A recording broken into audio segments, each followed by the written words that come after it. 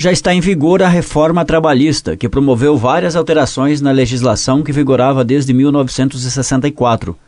Para alguns especialistas, a nova lei trouxe avanços porque facilita a relação entre patrão e empregado. Hoje, as férias não podem ser fracionadas, mas, a partir de 11 de novembro, se o empregado e o empregador chegarem a um consenso sobre o fracionamento das férias, essas férias podem ser fracionadas em até 3 vezes.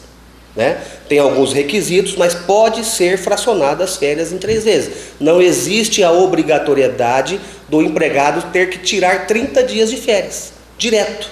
Isso prejudica a produção, às vezes prejudica até o próprio empregado que não quer tirar 30 dias direto de férias. Ele vai poder fracionar agora em 3 vezes. A terceirização veio para dizer o seguinte: antes, o que poderia ser terceirizado numa empresa? O que uma empresa poderia contratar funcionários através de uma empresa terceirizada? Só a atividade meio e não a atividade fim. Só que a Justiça do Trabalho e todos os estudiosos tiveram muito trabalho em definir o que é atividade meio e o que é atividade fim. Então, a nova lei, a nova legislação diz o seguinte: tudo pode ser terceirizado numa empresa. Só que ela abriu totalmente a terceirização, só que ela trouxe algumas salvaguardas também. Ela trouxe algumas restrições. Por exemplo, a empresa que vai terceirizar a mão de obra não pode ser qualquer empresa. Tem que ter um valor X específico, um capital, para poder suportar, os encargos sociais dos seus empregados. A empresa que demitir um funcionário só vai poder recontratá-lo através de uma terceirizada 18 meses depois. Se fizer isso antes, tem multas pesadíssimas ao empregador. Então é uma salvaguarda para o patrão, para a empresa não demitir e depois recontratar esse mesmo funcionário através de uma terceirizada. Seja a confederativa, seja a assistencial, seja a CLT, a consolidada, essas contribuições deixaram de ser obrigatórias. Deixaram de ser uma imposição. Justamente porque, Alderi, o Brasil ele é filiado ao sistema de liberdade sindical. Então, o que é a liberdade sindical? Se você é obrigado a contribuir. Então agora, tanto o empregado quanto empregadores estão livres para escolherem quem que será o sindicato que representará a sua categoria. Então agora, daqui para frente, a partir de 11 de novembro, os sindicatos vão ter que filiar os seus sindicalizados. Então os sindicatos só vão poder descontar se o empregado autorizar o patrão por escrito, a empresa, a fazer esse desconto. Se o empregado se achar confortável, se achar representado por este ou por aquele sindicato, se ele achar que ele está sendo bem representado, ele terá que ter a iniciativa de ir se filiar àquele sindicato e daí sim autorizar a empresa a fazer o desconto para repassar ao respectivo sindicato. Então essa é uma mudança significativa na Justiça do Trabalho, de como a gente pensar o direito do trabalho. Vale a liberdade sindical, vale a autonomia da vontade das partes, tanto de empregado quanto de patrão. Ele deve prestação de contas às suas confederações respectivas, mas a principal prestação de contas é ao seu sindicalizado. Então o sindicato ele arrecada do trabalho do sindicalizado. Então para quem que ele tem que prestar contas? Para o sindicalizado. O que ele faz com aquilo, no que ele está investindo aquele recurso.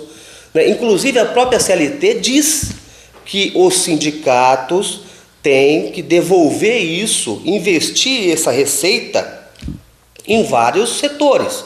Na qualificação profissional, em áreas, em atividades de lazer, em assistências médico-hospitalares, odontológicas, assistência jurídica ao seu sindicalizado. Enfim, é um rol de obrigações que o sindicato tem por obrigação legal em aplicar essa receita que ele arrecada dos seus sindicalizados. E a prestação de contas, se você está contribuindo um dia por ano do seu salário ao seu sindicato, você deve, o mínimo que você deve ter é a prestação de contas onde que está sendo investido esses recursos, se você tem algum benefício, se isso está sendo devolvido em forma de prestação de serviço, em forma de assistência. Os sindicatos têm uma obrigação de prestar contas dessa forma, acredito eu, né, ao seu sindicalizado. A partir do momento que a reforma vem e fala o seguinte: olha, você vai ter a livre escolha, a autonomia da sua vontade de querer ser sindicalizado ou não, isso vai despertar um interesse na pessoa que voluntariamente queira ser sindicalizado, de ela também atuar ativamente no sindicato, né? Porque se ela voluntariamente escolhe um sindicato para representar os seus interesses, os interesses da sua classe, ele vai ter essa possibilidade, essa vontade, esse interesse em participar muito mais no seu sindicato, nas atividades sindicais, né? Inclusive verificar a questão de eleição, de mandato, prestação de contas, é o que você está falando. Porque enquanto era obrigatório, o sindicalizado não tinha escolha.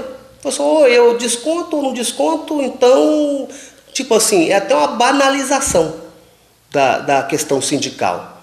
Eu acho que a reforma vem para corrigir esse ponto, né? Vem para corrigir. Infelizmente, isso acontece em vários setores, mas às vezes até por falta de interesses do próprio sindicalizado. Então, se a pessoa tem autonomia de vontade, de escolher o sindicato A ou B ou C para representar seus interesses, acredito que ele também vai ter interesse maior em participar lá da atividade sindical. Eu acho que o que deve imperar é o interesse comum, é o interesse coletivo. Muitas vezes, o comerciante ele é impedido de abrir num feriado, ou num domingo, ou num sábado, mas ninguém foi lá perguntar se o trabalhador não quer trabalhar, se ele não quer fazer uma hora extra, se ele não quer compensar no banco de hora no dia da semana, numa segunda-feira. Mas né? tem empresas que fazem pesquisas, os funcionários aceitam trabalhar, mas quando vai pedir autorização, o sindicato de empregados não deixa. Mesmo o funcionário querendo. Então, e aí que tá, aí que eu falo para você. Por isso que agora essa situação vai mudar. O que vai imperar vai ser a vontade das partes. Então, se o empregado e o patrão entendem que é bom trabalhar um determinado período e o patrão vai cumprir toda a legislação trabalhista, vai cumprir com as suas obrigações sociais, com os encargos que ele tem decorrente daquilo, eu não vejo por que não abrir. Tanto é que nós tínhamos um decreto, temos ainda um decreto federal que impedia de abrir certas atividades aos feriados e aos domingos, um decreto da década de 40. E agora, esse ano, o presidente Michel Temer, adequando a nova realidade social, autorizou alguns estabelecimentos, tipo hipermercados, supermercados, alguns estabelecimentos no ramo de alimentação, que é considerado essencial ao país, a abrirem de domingo, feriado, sábado, normalmente. Mas tem uma ressalva, né? Tem que ver a convenção coletiva. Então, o que vai ter que acontecer daqui para frente? Empregados e empregadores vão ter que ver realmente qual que é o interesse. O interesse da atividade econômica é em produzir. O interesse do empregado é trabalhar e receber. Então, eu não vejo por que essa dificuldade em abrir aos domingos, aos feriados, em impedir o trabalho nesses dias. Eu não vejo assim, hoje em dia, a tanta dificuldade, o porquê disso. É muito bom ressaltar os chamados direitos constitucionais, que são aqueles direitos trabalhistas, aqueles encargos sociais, que são normas fundamentais que estão na Constituição Federal, 13º, seguro-desemprego, adicional de férias, os adicionais de salubridade, periculosidade, a multa, né, pela rescisão sem justa causa, vários direitos não foram mexidos. Então não foi retirado direitos do empregado, não foi. Igual muita gente está falando que foi tirado direito só do empregado. Não foi. Então os direitos constitucionais continuam. O limite de fazer 2 horas extras por dia apenas. Então isso está mantido. O que foi flexibilizado foram direitos que estão na CLT. Né? Então esses direitos que foram flexibilizados. Fracionar férias. Isso, férias, intervalo. Exatamente, intervalo do almoço, que hoje é 1 hora para as jornadas acima de 6 horas, o intervalo é 1 hora. Poderá ser de meia hora. Surgiu a jornada 12/36, que já na área pública já é comum para policiais, pessoal que trabalha no SAMU, na área da saúde. Agora na iniciativa privada também tem essa jornada. Surgiu o teletrabalho, que é aquele trabalho que é feito fora do ambiente de trabalho. Surgiu o contrato intermitente, e aí você falou no começo da nossa conversa aqui, referente à área rural, onde o empregador rural poderá ganhar, e o empregado também, porque ele vai poder contratar por safra, por períodos, por dia, sem que corra o risco de tornar esse contrato único, sem que o empregado se arrisque a perder direitos sociais, a perder a previdência. Então, a reforma, na minha visão, ela veio para equilibrar a situação e dar autonomia e mais flexibilidade às relações trabalhistas.